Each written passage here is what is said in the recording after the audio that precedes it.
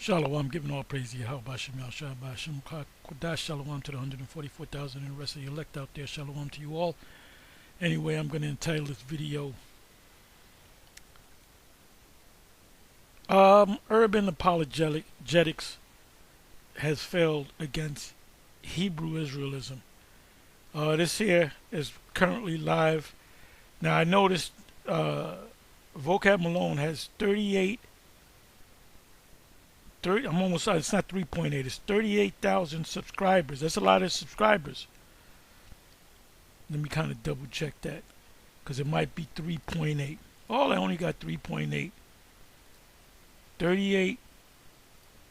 Yep, 38,000. 38, almost 40,000 subscribers. Look how many people are listening. A half an hour in, there's a live stream. 21 views. When I first went on this page, it was maybe 24 minutes in. It was like 16 views. Now it's 21 views. Notifications went out, and like my videos, most of the times notifications don't even go out. But so I clicked on it. And guess what he's talking about? Israel. You should have put some. You should have put I don't know. Black Hebrew Israelites don't know the Bible. Whatever you should have put Israelite or Israelism, or One Wester or GMS or IUIC or TAHAR still thinks he's the Apostle Paul. You'd have got more views. Look at that. 30 minutes in, 38,000 subscribers. Nobody's listening to this shit. They saw the title, using presuppositionalism in urban apologetics.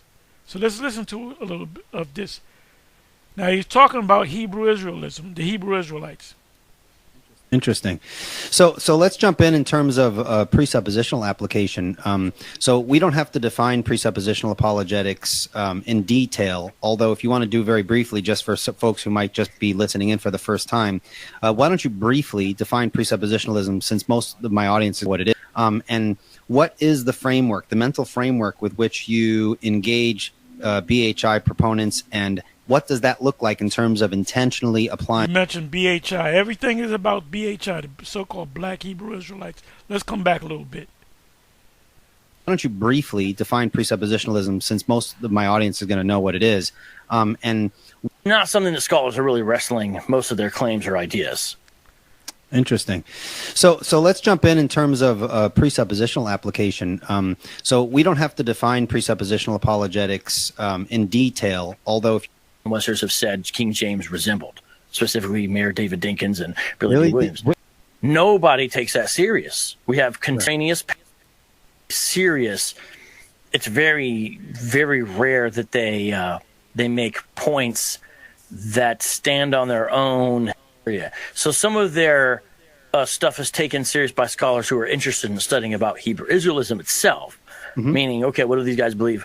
But as far as people taking a lot of what they say serious, it's very, very rare that they make points that stand on their own, that you could say, okay, we have a legitimate debate about this going on. For example, the One Westers, the guys out on the corner, most of them claim that King James is black.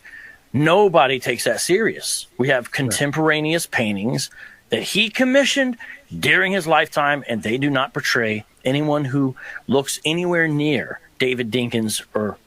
So he's standing on the, King James being a so-called white man. He can't be a black man. Black people didn't rule it back then. Billy D. Williams. Why did I mention those two guys? Because those are two guys in the past that One Westers have said King James resembled, specifically Mayor David Dinkins and Billy D. Williams. Billy, you mean like Captain Calrissian? Yeah, Lando. Yeah. Yeah, but it's not. In fact, in my book, I think I have a section entitled "The Lando Calrissian Translation of the Bible." Oh man. In reference to, anyways. So no. Now if they're listening to this, they'll say that's not true. Sometimes we quote books by Harvard and Jewish scholars who agree with us. Sure, that's true. But when they quote them, but when you look at the quote, they're almost always getting it wrong. Guerrilla Hebrew, someone whose intellect I respect, and his debate with Michael Brown was a perfect example of that. He quoted Henry Abramson.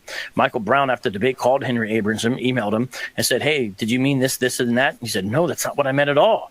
The scholar. So there's examples like that where they're constantly quoting stuff, not understanding it, getting it wrong, misrepresenting it, stuff like that, not taking the full picture into play. So it's not something that scholars are really wrestling most of their claims or ideas. Interesting. So let's jump in terms of presuppositional application.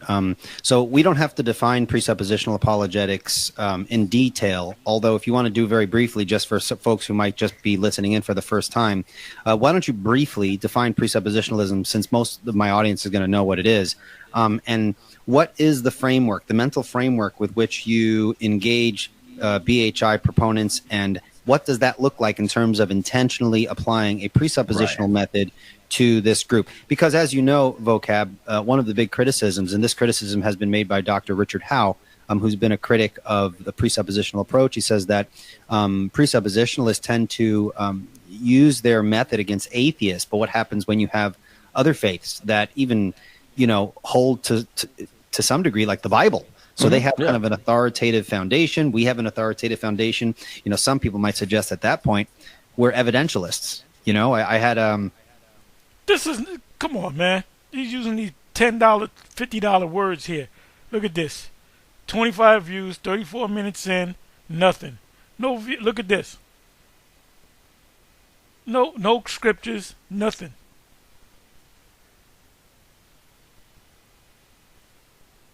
It says, buy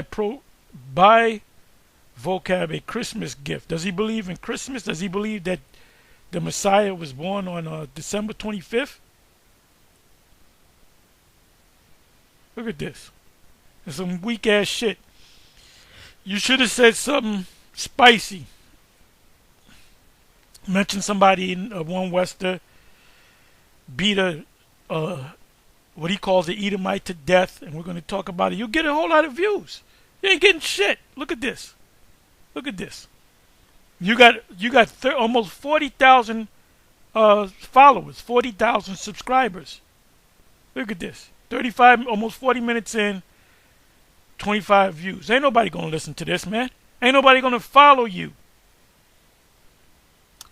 J. Warner Wallace on a while back, where we talked about this. He said presuppositionalism is a good tool, but once you have someone else with an authoritative book, now everyone's an. And see, when you listen to this guy, he graduated. Maybe he's a professor.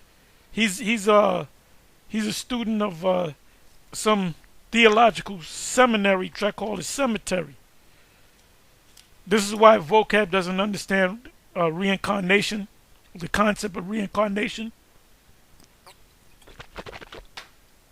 which we've proven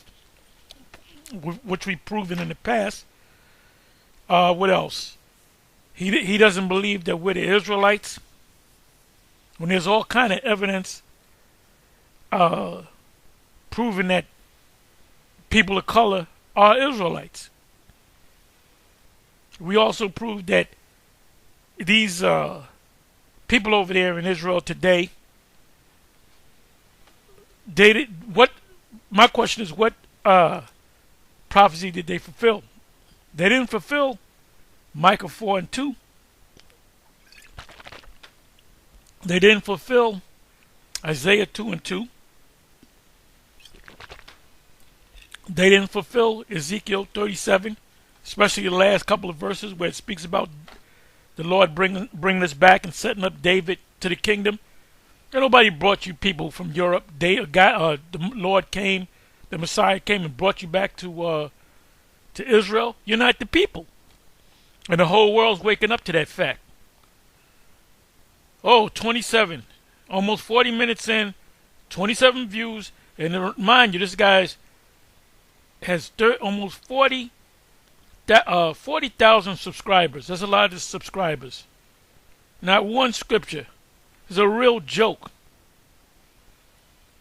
Next time you do a video of vocab, make it spicy. Lie. You lie anyway. You live in a lie. Anyway, with that, I'm going to say shalom.